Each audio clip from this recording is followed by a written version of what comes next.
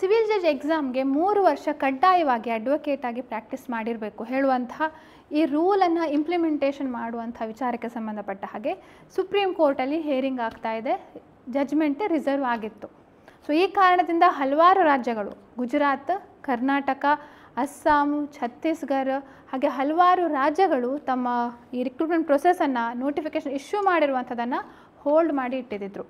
So ಹಲವಾರು ವಿದ್ಯಾರ್ಥಿಗಳು, ಸಾವಿರಾರು ವಿದ್ಯಾರ್ಥಿಗಳು ಮುಂದೆ ಏನಾಗ್ಬೋದು ಹೇಳುವಂಥ ಒಂದು ವಿಚಾರದಲ್ಲಿ ಇದ್ದಾರೆ. ಸೊ ಅದ್ರ ಬಗ್ಗೆ ಡಿಸ್ಕಷನ್ ಮಾಡಲಿಕ್ಕೆ ಇವತ್ತಿನ ಈ ವಿಡಿಯೋದಲ್ಲಿ ನಾನು ತಿಳಿಸ್ಕೊಡ್ತಿದ್ದೇನೆ. ನಮಸ್ತೆ, ನಾನು ಅಪರ್ಣಾ ಭಟ್. ನಮ್ಮ ಯೂಟ್ಯೂಬ್ ಚಾನೆಲ್ ಅಭಿಜ್ಞಾ ಲಾ ಸೀರೀಸ್ಗೆ ನಿಮಗೆಲ್ರಿಗೂ ಸ್ವಾಗತ. ಸೊ 22 ಏಪ್ರಿಲ್ 2025 ಒಂದು ಟೆಂಟೇಟಿವ್ ಹಿಯರಿಂಗ್ ಡೇಟ್ ಅಂತ ಆಲ್ರೆಡಿ ನಾನು ಪ್ರೀವಿಯಸ್ ವಿಡಿಯೋದಲ್ಲಿ ಮಾಡಿದಾಗ ನಾನು ನಿಮಗೆ ತಿಳಿಸ್ಕೊಟ್ಟಿದ್ದೆ. ಸೊ ಅದು ಟೆಂಟೇಟಿವ್, ತಾತ್ಕಾಲಿಕವಾಗಿ ನೀಡಿದಂಥ ಕಂಪ್ಯೂಟರ್ ಜನರೇಟೆಡ್ ಹಿಯರಿಂಗ್ ಡೇಟ್ ಅಂತ ಆಗಿತ್ತು. ಸೊ ನಿನ್ನೆ ಅಂದರೆ 22 ಅಂದರೆ ನಿನ್ನೆ 22 ಏಪ್ರಿಲ್. ಸೊ ಬಹಳಷ್ಟು ಜನ ನಿನ್ನೆ ಹಿಯರಿಂಗ್ ಆಯಿತಾ, ಏನಾಯಿತು, ಅದರದ್ದು ಸ್ಟೇಟಸ್ ಏನು ಅಂತ ಹೇಳಿ ತುಂಬ ಜನ ಕೇಳ್ತಾ ಇದ್ದಾರೆ. ಸೊ ಅದಕ್ಕೆ ಅದರದ್ದೊಂದು ಕ್ಲಾರಿಫಿಕೇಷನ್ ಆಗಿ ಈ ವಿಡಿಯೋನ ಮಾಡ್ತಾ ಇರುವಂಥದ್ದು. ಸೊ ನಾವು ಕೇಸ್ ನಂಬರ್ ಏನು, ಸುಪ್ರೀಂ ಕೋರ್ಟಲ್ಲಿ ಇರುವಂಥ ಕೇಸ್ ನಂಬರನ್ನು ನೆನ್ಪಿಟ್ಕೊಳ್ಬೇಕು. ಅದು ರಿಟ್ ಪೆಟಿಷನ್ ಸಿವಿಲ್ 1022 ಆಫ್ 1989. ಈ ನಂಬರನ್ನು ನೆನ್ಪಿಟ್ಕೊಂಡು ನೀವು ಕೂಡ ಚೆಕ್ ಮಾಡ್ತಾ ಇರ್ಬೋದು, ಆಯಿತಾ. ಸೊ ಅದರದ್ದು ನಾವು ಸ್ಟೇಟಸ್ ನೋಡಿದರೆ ಇಲ್ಲಿ okay, it's pending. Last list ಯಾವಾಗಾಗಿತ್ತು? 18 ಮಾರ್ಚ್ 2025. ಸೊ 22/4 ಡೇಟ್ ಇಲ್ಲೆಲ್ಲೂ ಇಲ್ಲ, ಅಂದರೆ ನಿನ್ನೆ ಹಿಯರಿಂಗ್ ಆಗಲಿಲ್ಲ ಅಂತಲೇ ಅರ್ಥ. ಅದು ಲಿಸ್ಟ್ ಆಗಿರಲಿಲ್ಲ ನಿನ್ನೆ. ಅದು ಆವಾಗ ನಾನು ಯಾವಾಗ ವಿಡಿಯೋ ಮಾಡಿದ್ದು, ನಿಮ್ಗೆ ಯಾವಾಗ ಇನ್ಫಾರ್ಮೇಷನ್ ಕೊಟ್ಟಿದ್ದು, ಆ ಸಂದರ್ಭದಲ್ಲಿ ಟೆಂಟೇಟಿವ್ ಲಿಸ್ಟಿಂಗ್ ಅಂತಲೇ ಇದ್ದಿತ್ತು ಅಲ್ವಾ, ಟೆಂಟೇಟಿವ್ ಹಿಯರಿಂಗ್ ಡೇಟ್ ಅಂತ ಹೇಳಿ. ಸೊ ಅದು ಕೂಡ ಇಟ್ ವಾಸ್ ನಾಟ್ ಲಿಸ್ಟ್ ಆಗಿರಲಿಲ್ಲ, ಯಾಕಂದರೆ ಬೇರೆ ಬೇರೆ ಕಾರಣದಿಂದ ಲಿಸ್ಟ್ ಆಗದಿರೋಂಥ ಸಾಧ್ಯತೆ ಇರುತ್ತೆ. ಸೊ 22/4 ಲಿಸ್ಟ್, ಅಂದರೆ ನಿನ್ನೆ ಲಿಸ್ಟ್ ಆಗಿರಲಿಲ್ಲ. ಸೊ ಲಾಸ್ಟ್ ಲಿಸ್ಟ್ ಆಗಿರುವಂಥದ್ದೇ ಮಾರ್ಚ್ 18. ಸೊ ಹಾಗೆ ನೋಡಿ, ಇನ್ನೊಂದು ವಿಚಾರ ಕೇಳ್ಪಟ್ಟೆ ಏನಂತಂದರೆ, ಲಿಸ್ಟ್ ಹಿಯರಿಂಗ್ ಡೇಟ್ ದಿನನೇ ಜಡ್ಜ್ಮೆಂಟ್ ಆಗಬೇಕು ಅಂತ ಇಲ್ಲ. ಜಡ್ಜ್ಮೆಂಟ್ ಆಲ್ರೆಡಿ ರಿಸರ್ವ್ ಆಗಿದೆ. ಇನ್ನೂ ಹಲವಾರು ಮ್ಯಾಟರ್ಸ್ಗಳಿವೆ, ಅವುಗಳ ಹಿಯರಿಂಗ್ ಇರುತ್ತೆ. ಬಟ್ ಜಡ್ಜ್ಮೆಂಟ್ ಯಾವಾಗ ಬೇಕಾದರೂ ಬರ್ಬೋದು. ಸೊ ಅದಕ್ಕೋಸ್ಕರ ಪ್ರತಿದಿನ ಕಾಸ್ ಲಿಸ್ಟನ್ನು ಚೆಕ್ ಮಾಡ್ತಾ ಇರಬೇಕು. ಕಾಸ್ ಲಿಸ್ಟಲ್ಲಿ ಮರುದಿನ ಜಡ್ಜ್ಮೆಂಟ್, ಈ ನಂಬರ್ನ ಜಡ್ಜ್ಮೆಂಟ್ ಡೇಟ್ ಇದಾಗ್ತಾ ಇದೆ ಅಂತ ಅಂದರೆ ಆವಾಗ ಮರುದಿನ ಜಡ್ಜ್ಮೆಂಟ್ ನೀಡ್ಬೋದು ಹೇಳುವಂಥ ಆ್ಯಂಟಿಸಿಪೇಷನ್ ಇರುವಂಥದ್ದು. ಓಕೆ, ಸೊ ಹಿಯರಿಂಗ್ ಡೇಟೇ ಬೇರೆ ಇರಬಹುದು, ಜಡ್ಜ್ಮೆಂಟ್ ಆ ದಿನ ಹೊರತುಪಡಿಸಿ ಕೂಡ ಜಡ್ಜ್ಮೆಂಟ್ ಆಗ್ಬೋದು. ಸೊ ಅದಕ್ಕೋಸ್ಕರ ನೀವು ಲೈಕ್ ಈಗ ಹಿಯರಿಂಗ್ ಡೇಟ್ ಕೊಡಲಿಲ್ಲವಾದರೂ ಅಥವಾ ಹಿಯರಿಂಗ್ ಡೇಟ್ ತುಂಬ ಲೇಟಾಗಿ ಕೊಟ್ಟರು ಸಹ ನೀವು ಅದ್ರ ಬಗ್ಗೆ ತುಂಬ ಯೋಚನೆ ಮಾಡುವಂಥ ಅವಶ್ಯಕತೆ ಇಲ್ಲ. ಯಾಕೆಂದರೆ somewhere they are seeing the benefit of all ಅಲ್ವಾ, ಎಲ್ರಿಗೂ ಹೆಲ್ಪ್ ಆಗಬೇಕು ಅನ್ನೋ ಕಾರಣಕ್ಕೆ ಜಡ್ಜ್ಮೆಂಟನ್ನು ಮಾಡ್ತಿರುವಂಥದ್ದು. ಸೊ ಅದಕ್ಕೋಸ್ಕರ ಆದಷ್ಟು ಬೇಗ ಎಲ್ಲ ವಿದ್ಯಾರ್ಥಿಗಳ ಹಿತದಲ್ಲೇ ಮಾಡ್ಬೋದು. ಸೊ ಯಾರೂ ಗಾಬರಿ ಆಗಬೇಡಿ, ಯಾಕಂದರೆ ತುಂಬ ಜನ UPSC ಎಕ್ಸಾಮ್ಗೆ ತಯಾರಿ ಮಾಡ್ಕೊಳ್ತಿದ್ದೀರಿ. ನಾವು ಇದನ್ನೇನು ಓದ್ತಾ ಇಲ್ಲ ಅಂತ ಹೇಳ್ತಿದ್ದಾರೆ. ಅಥವಾ ನಾವು ಜುಡಿಷರಿ ಎಕ್ಸಾಮ್ಗೆ ಓದಬೇಕಾ ಹೇಳುವಂಥ ಪ್ರಶ್ನೆ ಕೂಡ ತುಂಬ ಜನರಿಗೆ ಬರುತ್ತೆ. ಇದು ಕೂಡ ಮತ್ತೆ ಹೋದ ವರ್ಷ ನೋಟಿಫಿಕೇಶನ್ ಆಗಲ್ಲ, ಈಗಲೂ ಕೂಡ ನೋಟಿಫಿಕೇಶನ್ ಆಗದಿದ್ರೆ ನಾವೇನು ಮಾಡೋದು ಅಂತ ಹೇಳಿ ನೀವು ಓದಿ ಅಷ್ಟೇ, ಆಯಿತಾ. ಇದಕ್ಕೆ ಬೇರೆ ಯಾವ ಮೆಥಡು ಇಲ್ಲ. ನಮ್ಮ ತರಹ ಎಲ್ಲರೂ ಈಗ ಯಾರಿಗೂ ಎಕ್ಸಾಮ್ ಮಾಡಿ ಎಕ್ಸಾಮಿಗೆ ಅಪಾಯಿಂಟ್ ಮಾಡ್ತಾ ಇಲ್ಲ. ನಿಮ್ಮ ತರಹನೇ ಎಲ್ಲ ವಿದ್ಯಾರ್ಥಿಗಳು, ಕರ್ನಾಟಕ ರಾಜ್ಯ ಅಷ್ಟೇ ಅಲ್ಲ, ಎಷ್ಟೋ ರಾಜ್ಯದ ವಿದ್ಯಾರ್ಥಿಗಳಿಗೂ ಈ ಆತಂಕ ಇರುವಂಥದ್ದೇ. ಓಕೆ, ಮ್ಯಾಂಡೇಟರಿ ಪ್ರಾಕ್ಟೀಸ್ ಮಾಡಿದರೂ ಸಹ ನೀವು ಓದಿರುವಂಥದ್ದು ನೀವು ಕಳ್ಕೊಳ್ಳುವಂಥದ್ದು ಏನೂ ಇಲ್ಲ, ಆಯಿತಾ. ಇದು ನಾನು ಪ್ರತಿ ಸಲ ಹೇಳ್ತಿದ್ದೇನೆ. ಆದರೂ ತುಂಬ ಜನ ಫೋನ್ ಮಾಡಿಕೊಂಡು ನಾನು ಎಕ್ಸಾಮ್ ಓದಬೇಕಾ ಅಂತ ಕೇಳ್ತಾರೆ. ಅಥವಾ ನಾನು ಬೇರೆ ಎಕ್ಸಾಮ್ ಇಷ್ಟು ದಿನ ಓದಿದ್ದನ್ನು ಹಾಗೆ ನೀವು ಬಿಟ್ಬಿಡ್ತೀರಾ ಹಾಗಿದ್ರೆ, ಅಥವಾ ಇಷ್ಟು ದಿನ ಕನಸನ್ನು ಕೇವಲ ಒಂದು ನೋಟಿಫಿಕೇಶನ್ ಬಂತು, ಒಂದು ಅಬೇಯನ್ಸ್ ಅಂತ ಇದೆ ಅಂತ ಹೇಳೋದ ಕಾರಣಕ್ಕೆ ಬಿಟ್ಬಿಡ್ತೀರಾ? ಹಾಗಿದ್ರೆ ನೀವು ಓದಂಥದ್ದು ಎಷ್ಟು ಅದು ಬಲವಾಗಿರುವಂಥದ್ದು, ನೀವು ಎಷ್ಟು ಆಸ್ಪೈರ್ ಮಾಡಿರುವಂಥದ್ದು ಆ ಹುದ್ದೆಗೆ.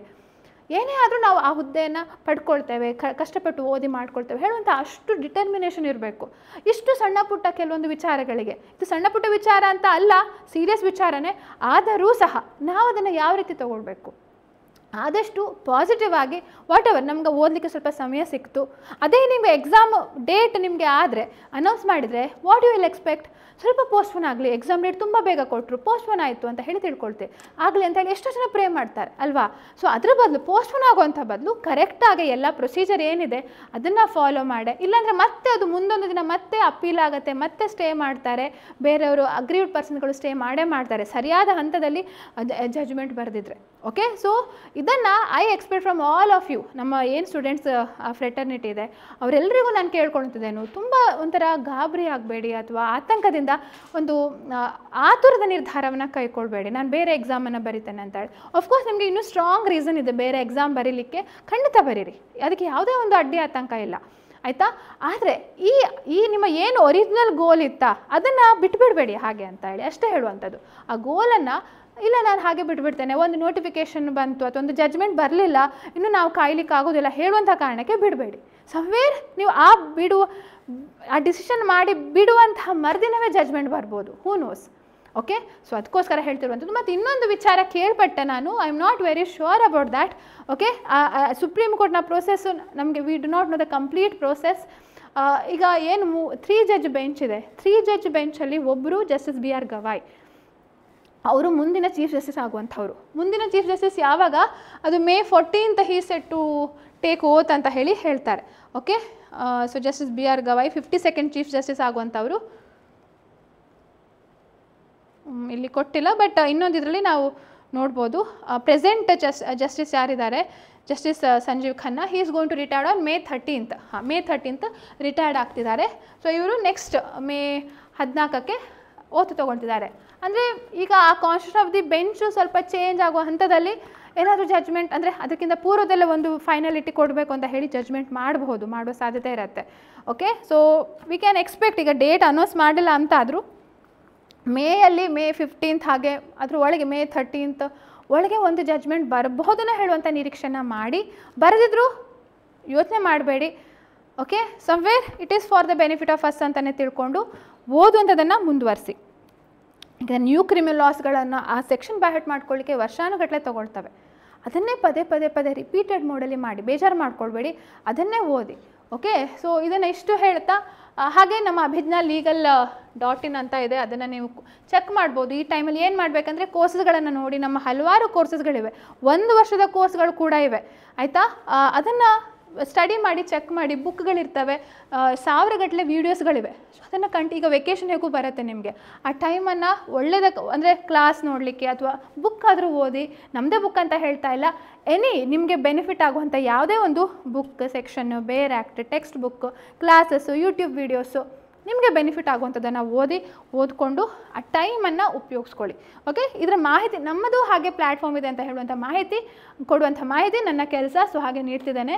ಸೊ ಕಾಂಬೋ ಆಫ್ 7 ಬುಕ್ಸ್ ಇದೆ ಜುಡಿಷರಿ ಎಕ್ಸಾಮ್ಗೆ ಕಂಪ್ಲೀಟ್ ಪ್ಯಾಕೇಜು. ಜಡ್ಜ್ಮೆಂಟ್ ರೈಟಿಂಗ್ ಇಲ್ಲ ಬುಕ್, ಬಟ್ ಟ್ರಾನ್ಸ್ಲೇಷನು ಮತ್ತು ಉಳಿದ 4 ಆ್ಯಕ್ಟ್ ನ್ಯೂ ಕ್ರಿಮಿನಲ್ ಲಾಸ್ಗಳು, CPC ಮತ್ತು BN ಇದು ಕಾನ್ಸ್ಟಿಟ್ಯೂಷನು ಮತ್ತು ಜುಡಿಷಿಯಲ್ ರೆಡಿ ರೆಕನರ್ ಅಂತ ಫಿಲಿಮ್ಸ್ಗೆ ಸಂಬಂಧಪಟ್ಟ ಬುಕ್ಸ್ಗಳಿವೆ.